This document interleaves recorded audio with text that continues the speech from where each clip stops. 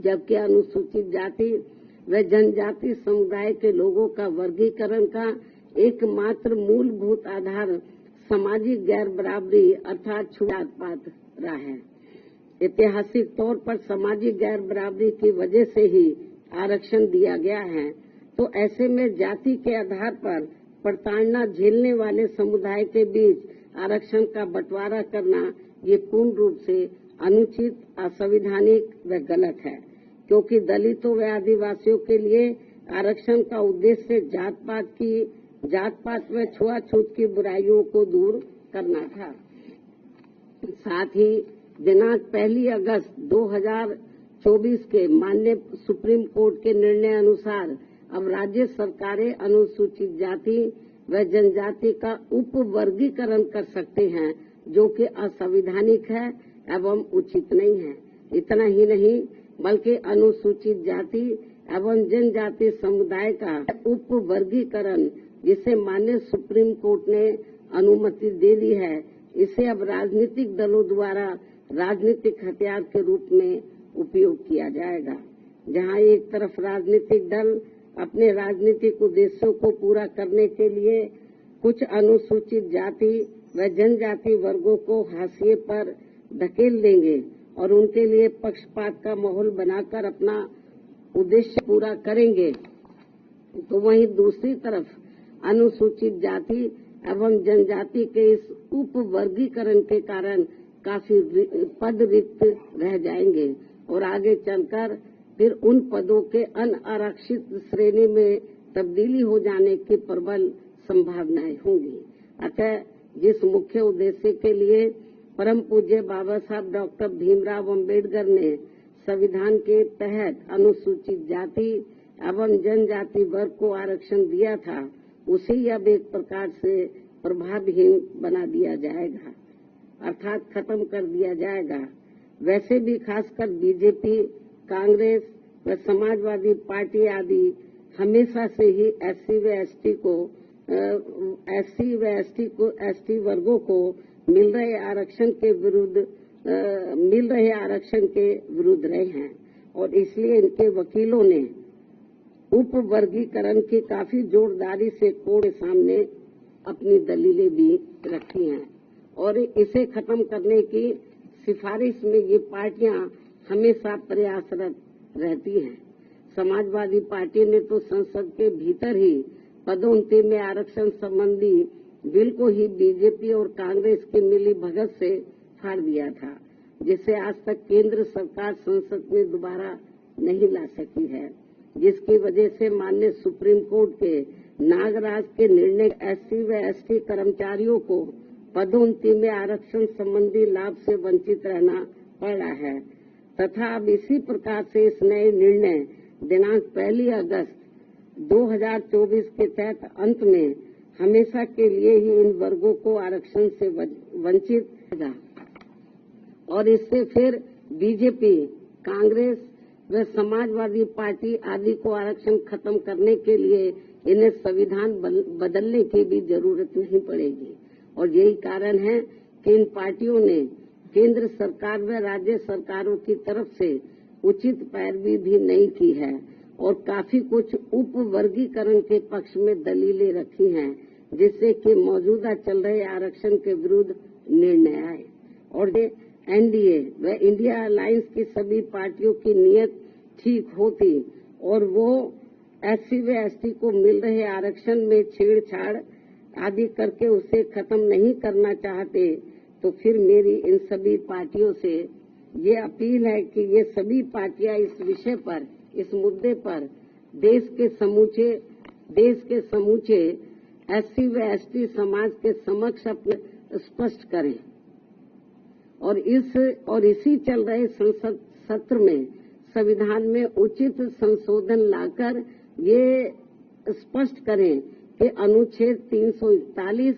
व 342 के तहत माननीय राष्ट्रपति द्वारा घोषित एससी व एसटी जातियों के संबंध में भविष्य में किसी भी प्रकार की छेड़छाड़ व उप वर्गीकरण करने का अधिकार किसी को भी नहीं होगा तथा इन सभी जातियों को आरक्षण प्राप्त होने के लिए एक समूह के रूप में ही देखा जाएगा ये इनको संशोधन संविधान में उचित संशोधन विधेयक इनको लाना चाहिए और ये सब लाकर इनको संविधान की में इसको शामिल करना चाहिए, ताकि फिर भविष्य में कभी भी जो SC/ST का आरक्षण है उसके साथ किसी भी प्रकार का कोई छेड़छाड़ आदि ना हो सके। हालांकि ये नौबत नहीं आती यदि इसको बहुत पहले ही संसद द्वारा संविधान की 9वीं सूची में डाल दिया जाता। हमारी पार्टी ने लोकसभा के अंदर भी और राज्यसभा में भी इस मामले को अनेकों बार उठाया है, लेकिन इसको टाल दिया गया, क्योंकि जब बीजेपी पावर में रहती है वो भी इसको टाल मटोल करती है। इस मामले को कांग्रेस पावर में रहती है तो वो भी इस मामले को टालमोल कर देती है। इससे स्पष्ट है कि चाहे कांग्रेस हो, बीजेपी हो या अन्य पार्टियां हो, उनकी वीकर सेक्शन के मामले में, खासकर दलितों व आदिवासियों के मामले में अभी इनकी जातिवादी सोच बदली नहीं है। मुझे नहीं लगता है कि ऐसा कुछ ये पार्टियां कर पाएंगी। इसके साथ साथ मेरी इस देश के सभी अनुसूचित जाति व अनुसूचित जनजाति वर्गों के लोगों से ये खास अपील भी है कि इस समय इस निर्णय से उत्पन्न स्थिति को अपने व अपने बच्चों के भविष्य तथा अपने संवैधानिक अधिकारों को नुकसान होने से बचाने के उद्देश्य से तथा बाबा साहब डॉक्टर भीमराव अम्बेडकर के द्वारा अपने अथक प्रयासों से इन वर्गों को जो संवैधानिक अधिकार दिलाए गए हैं, तो उन्हें खत्म होने से बचाने के लिए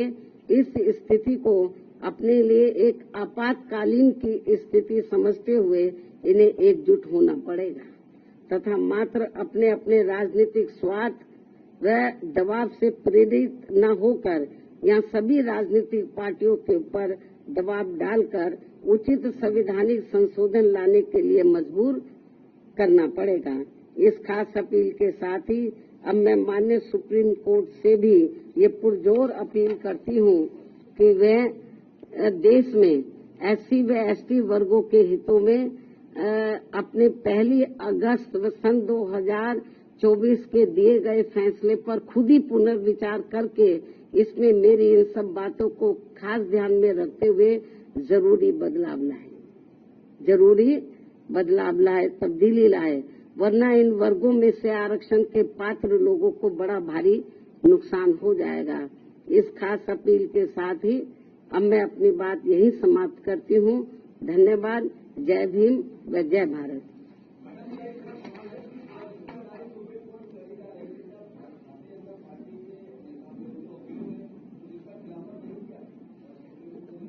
नहीं, उसका खिलाफत इन्होंने नहीं किया।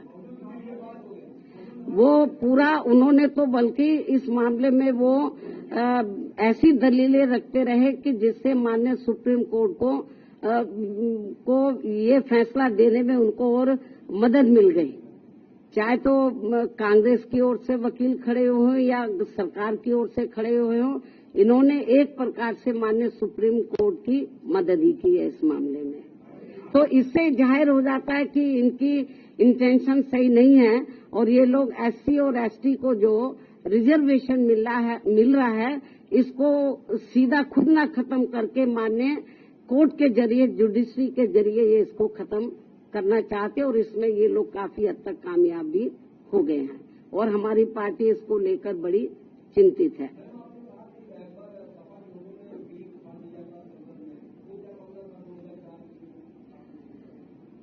जो SC/ST का पदोन्नति में जो आरक्षण का मामला था तो वो लगभग खत्म सा हो गया था। उसको प्रभावी बनाने के लिए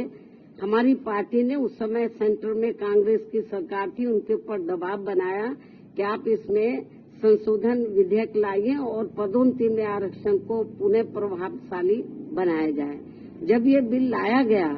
तो कांग्रेस नहीं चाहती थी कि SC/ST वर्गों के कर्मचारियों को पदोन्नति में आरक्षण का लाभ मिले।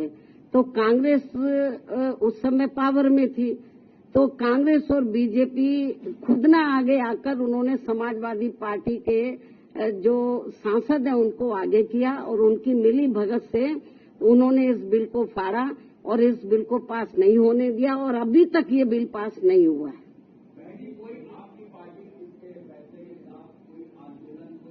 नहीं, अभी आंदोलन मैं आपको जो बताया ना कि हम लोग तो बीजेपी कांग्रेस को ही कोस सकते हैं, क्योंकि इनके वकीलों को सही पैरवी करनी चाहिए थी, सरकार को सही पैरवी करनी चाहिए थी। हमने माननीय सुप्रीम कोर्ट से मीडिया के माध्यम से हमने उनसे अपील की है आज कि वो अपने इस फैसले पर पुनर्विचार करें, इस फैसले को बदले, वरना इस देश में जो करोड़ों दलित और आदिवासी समाज के लोग हैं, तो जिनको अपने पैरों पर खड़े करने के लिए परम पूज्य बाबा साहब डॉक्टर अम्बेडकर ने जो इनको आरक्षण की सुविधा दी थी, यदि ये खत्म हो गई तो बड़ा मुश्किल हो जाएगा। और जो लोग ये कहते हैं कि एससी में या एसटी में जो जातियां मजबूत हर मामले में आर्थिक तौर पर मजबूत हो गई हैं, तो उसमें से मैं समझती हूँ मुश्किल से 10 या 11% लोग ही मजबूत हो गए होंगे, बाकी 90% लोगों की हालत तो बहुत ज्यादा खराब है। लेकिन माननीय सुप्रीम कोर्ट के इस फैसले से जो लगभग 90% लोग जिनको अभी आरक्षण की जरूरत है, तो वो तो और ज्यादा पिछड़ जाएंगे, उनको ये आरक्षण अब मिलेगा नहीं। इस निर्णय के अनुसार यदि उन जातियों को निकाल दिया जाएगा, बहुत बुरा हुआ है ये। और केंद्र और जबकि बीजेपी को चाहिए, वो अपने आप को कहते हैं कि हम एससी एसटी समाज के हिमायती हितैषी हैं, उनको चाहिए पहली बात तो इस केस की पैरवी उनको सही तरीके से करनी चाहिए थी, उन्होंने नहीं की। कांग्रेस ने बेबी ढुलमुल रवैया अपनाया। ऐसी स्थिति में मेरा बीजेपी की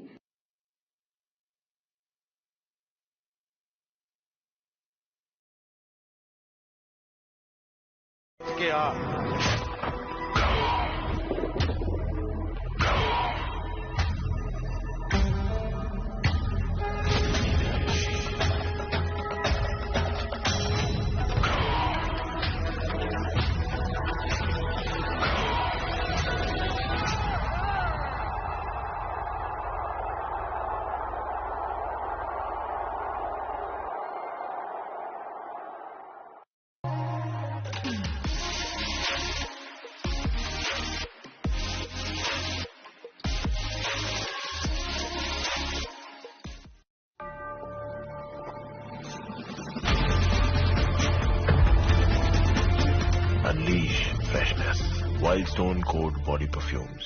जो 9-10% जो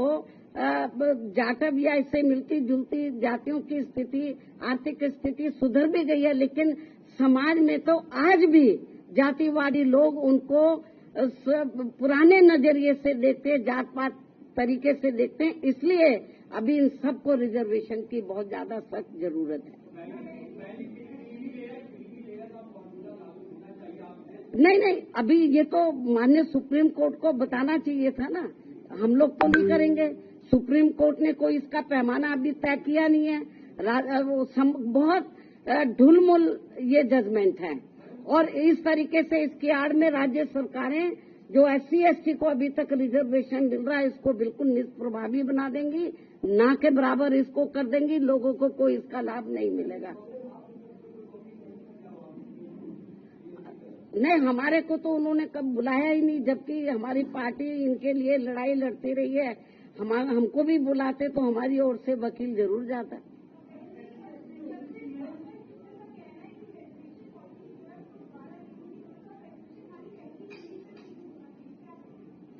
भाई मैं आपको बताया कि ठीक है, आप आर्थिक नहीं, जो एससी एसटी के लोग हैं इनको जो रिजर्वेशन मिला है, जो शैक्षणिक सामाजिक और आर्थिक गैर बराबर हैं, इस आधार पर मिला। तो सामाजिक जो दृष्टिकोण है इन वर्गों के मामले में वो अभी लोगों का बदला नहीं है, इसलिए इनको अभी रिजर्वेशन मिलना बहुत जरूरी है। ठीक है भाई, आप लोग तो बार बार एक ही चीज को जिसका जवाब मैं दे चुकी हूँ, उन्हीं को ही बार बार पूछ रहे हो।